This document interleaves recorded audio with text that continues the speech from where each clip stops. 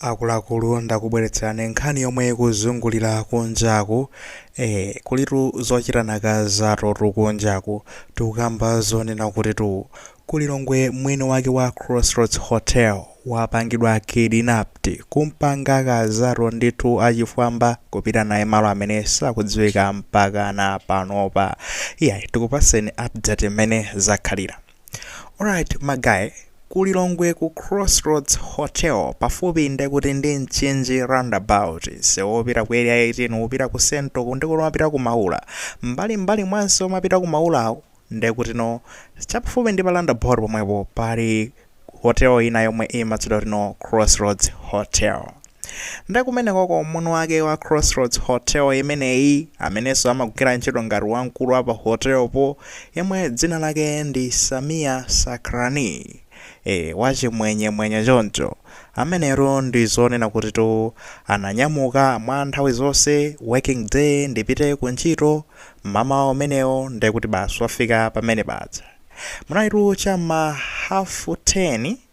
ndamene kunapezeka zono wafika kumene kuja ku Crossroads kuti ndekuti azikalowa mkati ndapene wapezeka zono tiro basi tiro kwabwerano achifwambano sopano anali magayi ndekuti abwera mazuwabe ndi mifuti galimoto yawo pamene paja basi tiri kuyimisa kumugwira kunali kulimbana naye tikunduduluza tiyoku ndopita mupita nene kuti uku iwe kungwira pene paja kunkoka mpaka na kunkankhira ndekuti mugalimoto muja ndikuzaombano ndekuti mmwambano ndi mfuti kawira amwene mudziwa kale kuti nauti mwina mwake apange scare fans kuiopseza kuti nauti isayandikire kuthandiza kumulelesa ameneyi basiru pamene paja ipondeniru galimoto wautali sizuziwika zona kuti amapita naye kuti sizuziwika zonena kuti apita naye kutiko ndeti inaliru incident zonena kuti anthu ambiri they were shocked anthu ambiri anayipeta amadabo kuti magamino kuti mpaka nakafike poliza mfuti yonjo osati kunena madzulo komana ndiri masana tisaliso masana koma mama wacha mateni zopyaru kwambiri apolisi kumakamba kunoti yayi nkhani itu ndionena kuti atipezadi moti nonde kuti akuluakulu ena apolisi anakafika kumene kuja ku ndekuti hotel imeneyi ya Crossroads kumene achibale ake auyu ameneyi Samia Sakrani afika kumeneko sinangazo kuvesori ablazitu kundu zona apangidwa ya kidnapped anthu kafika kumene kuja yangokhala ndekuti nkhani joti ngwa trend apena palipo samwene ofisa polisi ndemu kuti bwanji poti mukuti nkhani yakupezani akuti panopa ndi zoti nde tatumizano fans kuti ayambe kufufuza and panopa chidu chathu chili pamenepo kuona kuti mkulu amene limpeze tisisi zono limpeze mu nthawi yabwino asanapangidwe chipongwe china chiliyonse asanamuphe timpeze ndithu mu nthawi yabwino nde panopa tapange intensify kafukufuku nde kuti kutumiza apolisi ochuluka ona kuti ali ndi ukadaulo kufufuza bwinobwino kuti unaona mkulu amene angakhale kuti noti mwina mwake apita naye kuti one thing for sure ndizonena kuti sangatuluke naye nde kuti mulilongwe it's not possible sangatuluke naye mu mzinda wa Lilongwe zomwe zingapatse apolisi nde kuti ka advantage ka location kuna kuti angoyipanga contain mu Lilongwemo. Of course Lilongwe ndi wankulu komano ngati angapite ku mchinji nde kuti zikhala ize kwambiri kuti akhozoyika ma checkpoints ena ake akhoza kuwagwira mkatikati mwa ulendo ngati angayimitsa apolisi ena ake komanso ngati angapite dedza chimodzimodzi komanso kaya kupita kudowa kusonde chimodzimodzi all the routes nde kuti maejeni onse njira zonse zopitira nde kuti ma district ena maboma ena zakhoza kupeza kuti agwira nde I think one thing for sure mende kuti kulikhoza kukhashuwa kunoti mkulu ameneyo nde kuti akumusungira mu Lilongwe muno. Now nkhani iyi ndiyo ngonena kuti magangster amene wawa amugwira amene ifa chani pamenepo papene pali nkhani enewa amugwira ameneyu chifukwa chani tizinena zonoti ndi makidnappers chifukwa ndi ku Nigeria kuti kanchedwe kaja ka kidnapping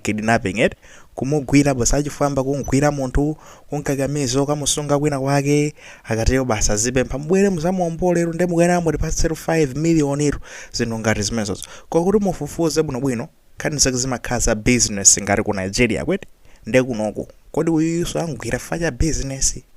kuti anyamata ena ake basi angopeza kuti ndi mifuti yomweno yapezeka zoti sangantha apezeka ndi mifuti pozi kuti akulowesa mifuti muziko muno kugwisa ntchito maspika masabufa kumayika mkati mwa maspika basi kulowa naye kuchoka South Africa kapena matimu ake ndi amenewo basi onotino kani mifuti achinyamata basi tunde kuti asanduka ma hitmen asanduka oponga kidinapo ndi azigwirano anthu unosopana anthu amene akuoneka ndalama akatero uno azitchajano kuti m'bale wanu tamugwira mubwere nde kuti muzatani muzamulelese muzampange muzamuombole nde kuti mukuyenera mutipase feyo kande kuti 5 million tizena kuti awa ni magulu ama business kapena mwina ndi magulu onena kuti no atumidwa ngati aganyo adzati mati ma hitmen oti ganyo wawo ndiwongopha basi ati mupita mukaombere exactly munthu amene tikumufunayo kapena apo nde kuti no mukamugwira amene iwo mubwerese kunoko nde muzamulangelanga ameneyo chifukwa chonena kuti anandipanga zotere kapena ndi choncho ndatikaonikirano mmakesi awiri amene ndikukambawa kunena kuti akuzikhozothera kugwira ngati nomona kuti mwa business cholinga chona kuti no azapeze ndalama yoti ngati amuombole azapeze ndalama zochuluka kapena apo ndoti no atatumidwa. Now kesi yoyambayi yokayikitsa kwambiri za businesses kunoku zimene sizimakonda kudziwika koma yachiwiri ndi imeneno ikuzokhala ndiyotheka imeneyi tizidikira ba polisi urati pasi koma ikuzokhala yotheka onena kuti no ena ake ndithu ena ake amene akundziwa ameneyu Samia Sakrani kaya anaponda pati kaya anakanda nawo pati pazozula aromande kuti magayi kuti akampange kidnap mwayiona akamugwire nde kuti amulange kaya afuna amupe komano ndikuona ngati imeneyi ndi kuzokhala kesi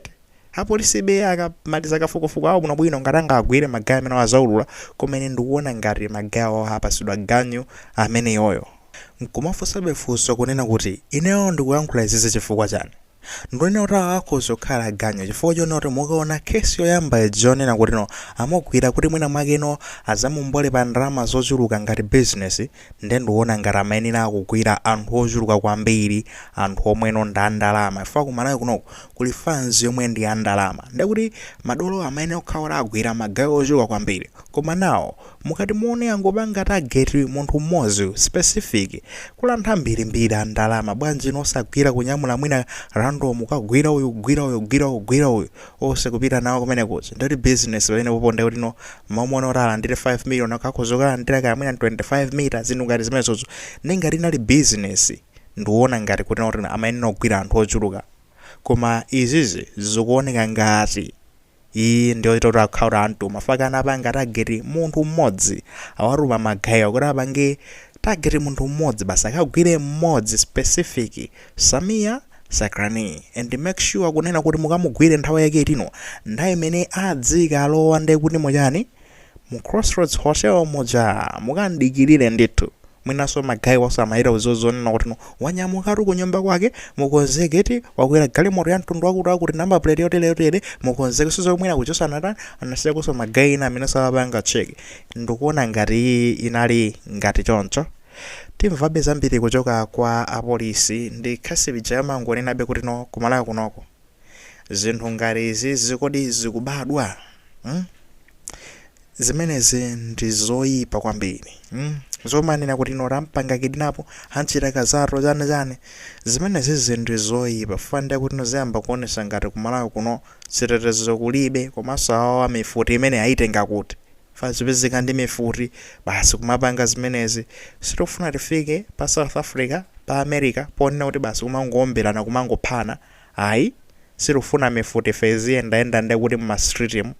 okhala ololerezedwa apolisi kapena apo amene ali ndi malicense akuyenera ndi kuti akhale ndi zimenezo komanso sitikufuna kakhalidwe kamene kakunena kuti no kakhazikike mu dziko lathu lino ndeti kamanena kuti sitikufuna tizinena kuti chani apolisi mukuyenera mugwire ntchito yanu thamangisani mmene mukuneneramo ntchito ina yonse yabwino imene makhala mukugwira feri makhati panopa kukamba zonena kuti mukuitha magayi and this time mugwiraninso ntchito yotamandika mpaka na magayi amene mwapeze ndithudi ya ndamba kuyikano ma video ku Malawi Trends ya ku Facebook Malawi Trends TV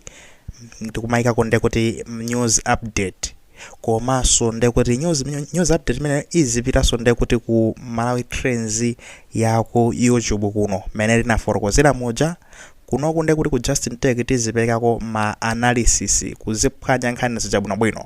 Ku Malawi Trends tizikako malipoti ndekuti kuyamba ndi Malawi Trends ya ku Facebook, kuzabwera Malawi Trends ndekuti yakuchani ya ku YouTube, ndikuzabwera Malawi Trends ya ku TikTok. So in case tizitha kumaona mwina malipoti kena kubwera kuno kuzona nkhani yomweja koma tikuyiphwanya muzimvetsetsa kuti kuzipita malipoti okhaokha kuna tazingotsatira mwachangu kuno ndekuti no ku Justin Tech tikumayikako ndekuti no mazuwa akuti edition ija mmene timamenyera ndekuti ku TikTok kuzipita ndekuti nkhani zochoka ku Malawi Trends ya ku YouTube komanso nkhani zochoka kuno ku Justin Tech zonse tizikaziphatikiza kumaziponya ndithu ku TikTok. So timangofade peko tenga umenewo akutitu.